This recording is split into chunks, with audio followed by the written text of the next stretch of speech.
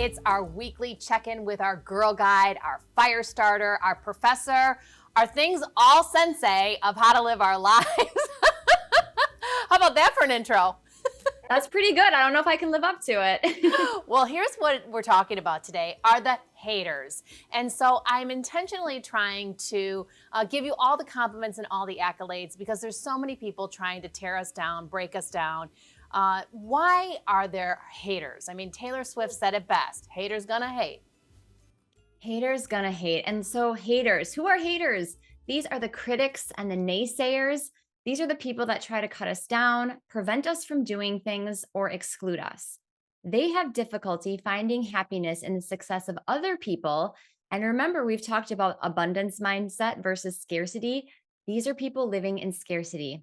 They're likely jealous of your accomplishments and what you have. And the haters are more concerned about criticizing other people than focusing on their own success. And they use negative comments to bring people down by making them look or feel bad. And this behavior is a form of bullying. And it doesn't matter how you choose to live your life, whether you start a business or work for someone else, whether you have children or don't have children, if you travel the world or stay in the same town, drink or don't drink, whatever you do, people will judge you for it. And there will always be haters and difficult people, but we cannot allow them to rob us of our joy and motivation. But girl, we manage to do that every time. We can get 10 compliments and one negative piece of feedback, and that's all we resonate on. I know it. Understandably, we don't like when other people are mean to us or don't like us. We all want to be respected and appreciated and liked, and there's nothing wrong with that. It's part of what makes us human.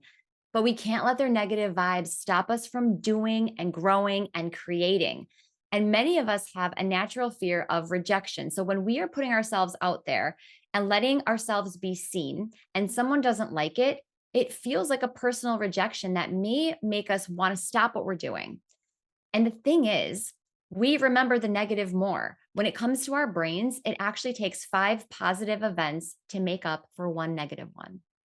Well, and quoting Taylor Swift again, she said, "You're pointing out my faults as if I can't already see them." It's like I want to start crying when I say those words because we do all harbor those insecurities, those fears. But the minute somebody shines a light on something that we're a little sensitive about, I mean, it can ruin our day, our week, our month, our year, whatever it is. How do we overcome this? Okay, first of all, understand that it means you are doing it right. It is a signal that you have achieved a certain level of success. Because if you have not accomplished anything, then no one would be paying attention enough to give you criticism. Ooh. Number two, check yourself. Although a lot of criticism can be rooted in jealousy, there are times when certain comments may have some truth. You should not take the hate that you get to heart, but you can listen to what others have to say. And at certain times, it can help you become a better person by recognizing and seeing ways that you may be coming across that you don't mean to.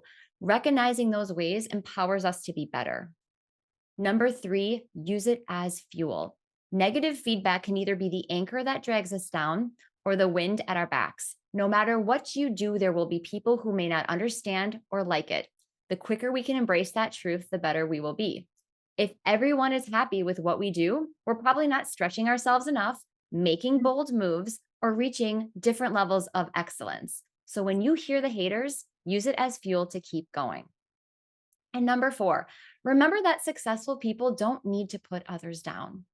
Happy and successful people don't waste time saying negative things about others. And usually these haters are suffering from insecurity, feelings of inadequacy. Maybe they've missed goals of their own. Maybe they've lacked positive role models, or they could be bullying victims themselves. If someone takes the time to cut you down, exclude you, say something nasty, just think about how miserable their life must be. We have got to stop worrying about people and worried about being liked by people who don't even like themselves. They are trapped in a cycle of negative thoughts. So we must lead and live with kindness and compassion and always leave the door open for forgiveness because here are the options. We can put ourselves out there, go after our dreams, have a real impact, and be judged because we're creating something, or we can be ignored because we played small and we left all of our greatness inside us. You win when you keep going because your anger is their victory. So when you keep doing you, Eventually, they're going to move on to someone who gives them the reaction because at the end of the day, that's what they're looking for. Karma never loses an address. So the haters will be taken care of at some point. And we have to remember that little kid song, "This little light of mine, I'm going to let it shine. So let it shine." Woo! I love this subject. I feel like, especially women in particular, suffer from this a lot because women can get on women. And so when we talk about these subjects, I feel like it goes all the way from our childhood to our adulthood.